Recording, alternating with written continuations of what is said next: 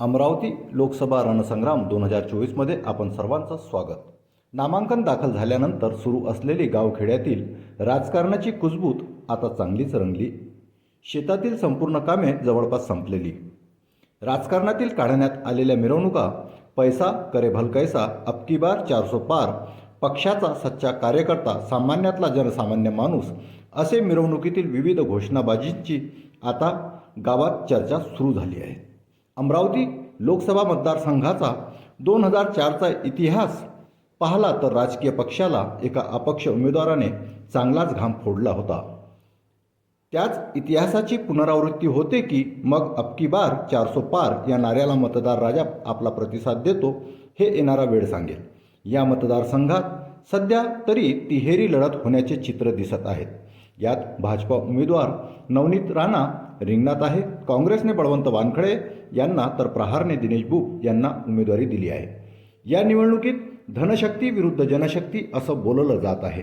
यात नामांकन दाखल करताना नवनीत राणा यांनी आपल्याकडे असलेली जंगम व स्थावर मालमत्तेचे विवरण देण्यात आले.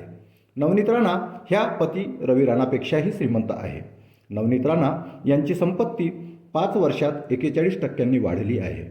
उमेदवारी अर्जासोबत दिलेल्या त्यांच्या संपत्तीचे विवरणमध्ये नवनीत राणा यांच्याकडे 20.74 लक्ष रुपये किमतीची टोयोटा फॉर्च्युनर आणि 4.50 लक्ष रुपये किमतीची फॉर्च्युनर कार अशी 2 वाहने आहेत.